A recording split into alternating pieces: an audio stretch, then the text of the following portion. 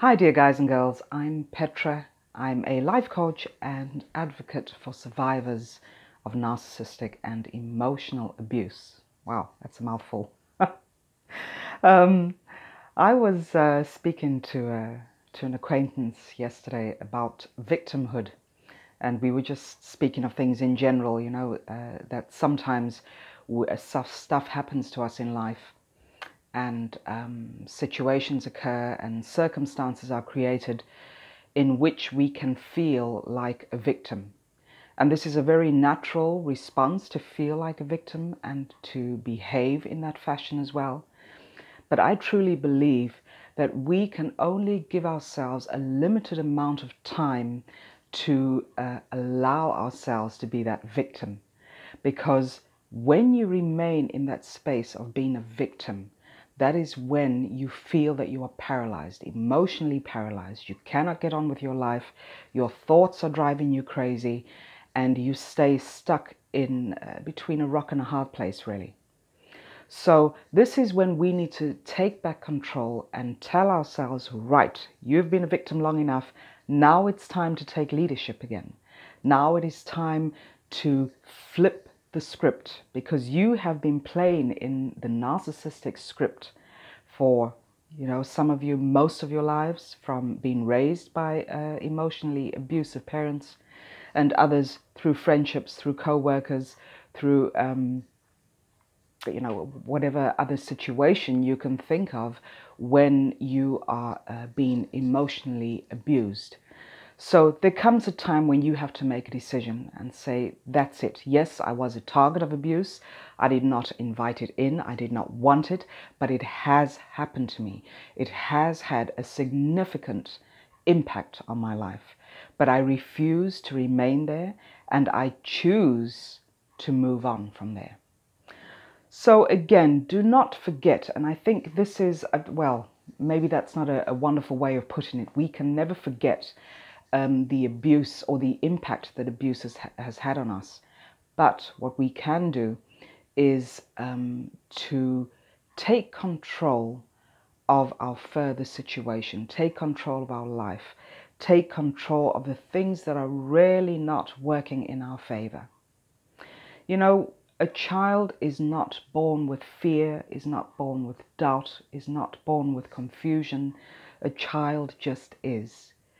But growing up in an abusive home, you are conditioned to make that sort of emotion, so your fear, your emotional paralysis, your sadness, your hurt, you are raised and conditioned and programmed to where this becomes your normal. This is what you perceive to be normal in the world. And there is no control that you have there. A child does not have that level of control. A child cannot say to someone, my parents are abusing me emotionally or physically or sexually. A child does not have the vocabulary, does not have the emotional intelligence to be able to communicate that to someone else. But when we become adults, when we become aware of what we have been through, with, referring to emotional abuse, that is when we owe it to ourselves. We literally have an obligation to take back control and to do something about it. Because, this might sound like a cliche, but when things happen to you in life, it is not so much, I'm not downplaying the situation, but it is not so much what was done to you, but it is about how you handle the situation, how you conduct yourself in that situation. Because no one has the power. If you seriously sit and think about this concept, no one has the power to make you feel a certain way, to make you do certain things. It is a thought that is planted in your brain, in your mind. And this, if we tend to feed these thoughts, this is what creates the emotional pain, creates the fear. And that's not to say that, of course, you physically went through that emotional pain and the fear and the feeling of being abandoned and the feeling of being hurt. That is something that I never want to downplay. This is the absolute truth of what has happened. But there comes a point when you have to say, look, these are the circumstances I am in. This is what has happened to me. But I am now going to take control, because that control is your birthright. That is your inner strength. This is something that was given to you. It is a natural resource. But the thing is, when we are in abusive relationships, we tend to think that it comes to a point where the abuse becomes so paralyzing that we start to think and then start to believe that we have absolutely no control of the situation, that we have no say in the matter. But yes, you do. So it is about blocking, just go no contact with all these abusive people in your lives. That is the very first place to start. You cannot say, I'm going to break off a little bit of contact and just see how it goes from there. I want to remain friends with them. I want to be on speaking terms with them.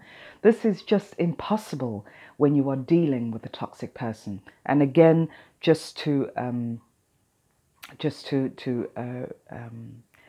harp on the fact that when you have children with an abusive person, of course there is you have to be in touch with them, but you can limit that contact as well.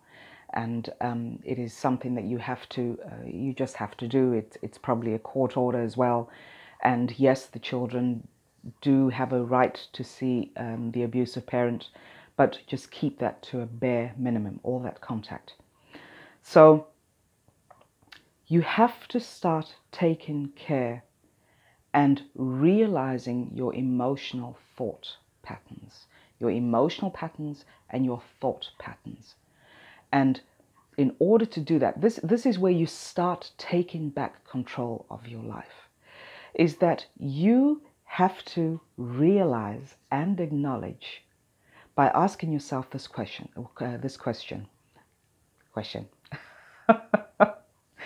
What is the address of your emotional state? What address are you residing in at this very moment in your life? Is that fear?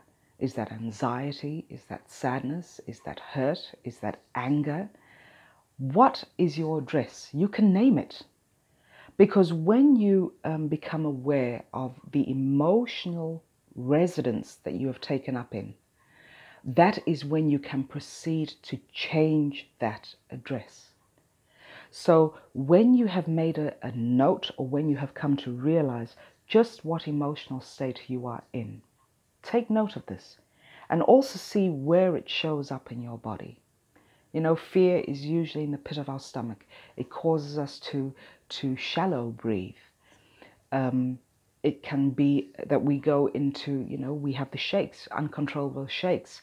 We have headaches. We don't sleep well. These, of course, are also the cause of PTSD. But when you become aware of this, then you can look at the opposite of that. What is the opposite of fear? It's courage. What is the opposite of sadness? That is joy and happiness. So these are the things that you need to get clear about. And it is a sometimes very painful truth to admit to yourself that this is the emotional residence that you have been residing in. Some of us for a few months, some of us for years on end. And we just go through life doing the automatic stuff like robots. And we don't take control of our emotional health. And this is something that we all have to do. So when looking at those fears, when deciding what your address is of that emotional residence, that is when you can look at the opposite of it.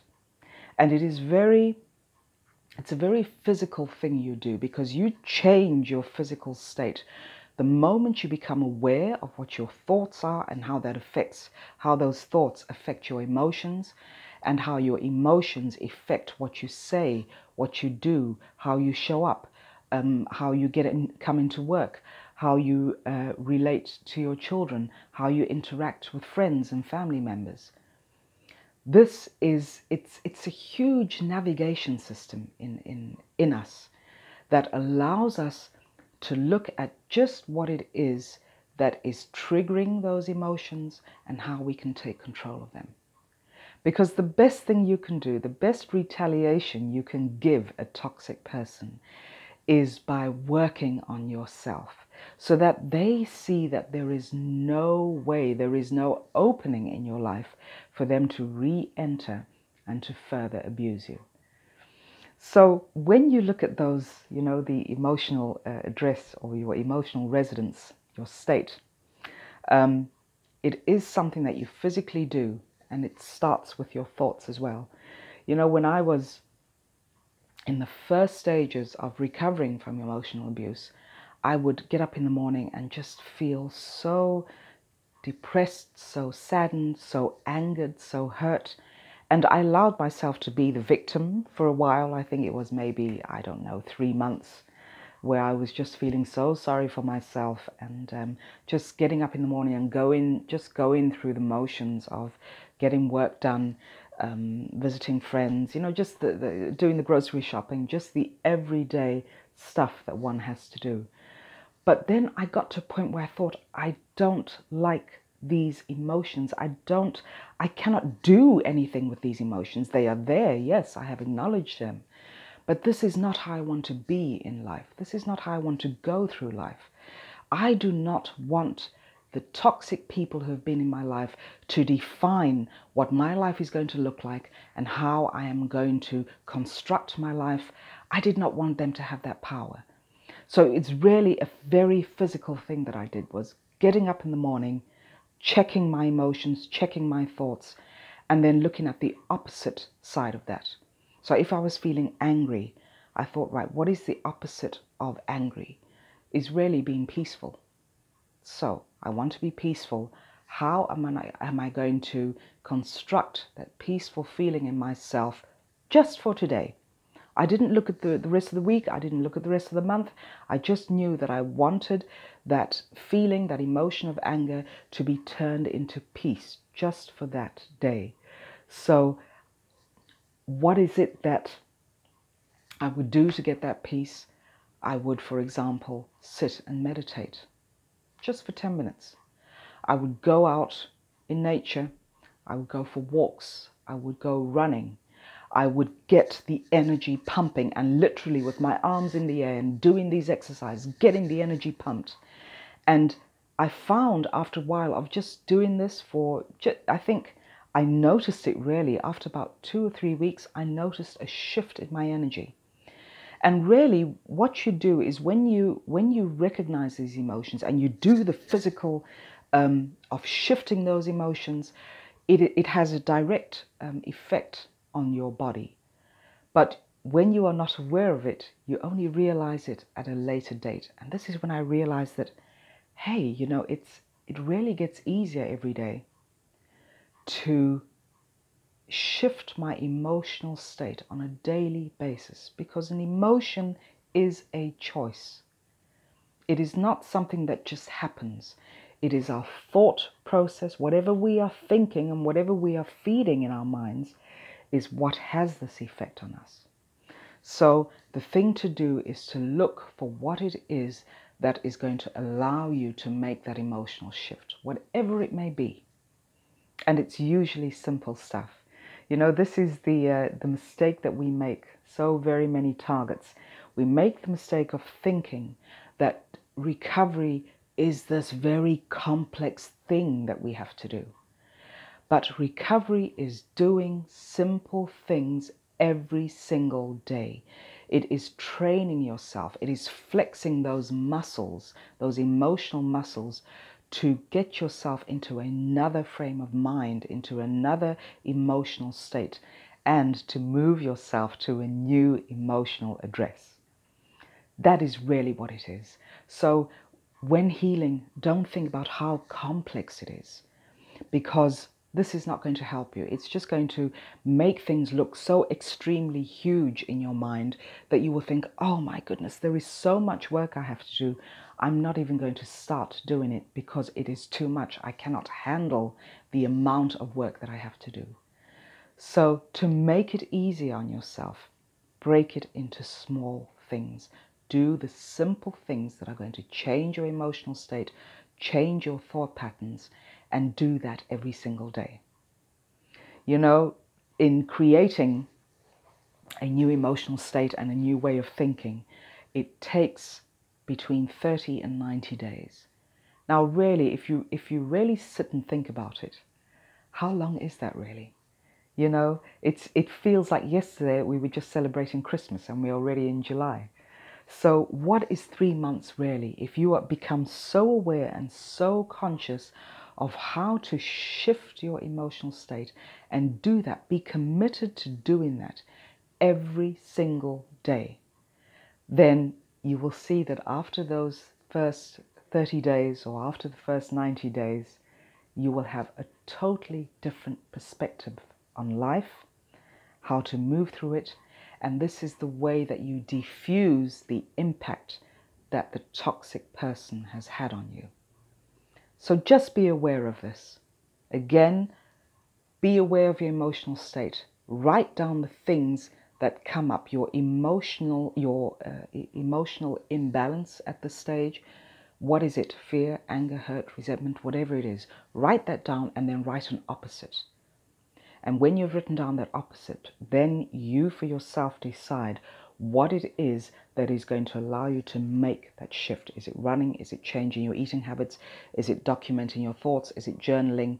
Is it just making that conscious choice to change that emotion that you are feeling, to change your thoughts about the emotion?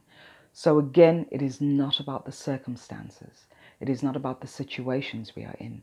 It is really about how do we deal with what has been done to us. That is when you can access your true inner strength and your true inner power. And you know, when you have recognized that power, it is in us. We are born with it. When you recognize that power, that is when you can take control again. And that is when you can get things moving in the direction that you want them to move in. It is not about the toxic person. You can want for them to apologize to you. You can want for them to correct things. You can also want them to take responsibility for what they have done. But this is something that is just not going to happen. You know, a toxic person is a toxic person. That is their emotional state. They do not have the tools and they are not willing to implement those tools into their life to change the way they show up in life. So that is their life. You have no control of the toxic person. The only control that you have is of yourself, of your own thoughts, of your own emotional state, and of your own life. Thank you again for watching. I hope that has helped you some. If you would like to get in touch, my details are here down below the video in the description box. And keep those comments coming in. If there's any topic you would like me to speak on, please just sending an email or comment here below, and I will definitely put it on my list of topics to make. Take care of yourselves, everyone. Love to all of you. Bye now.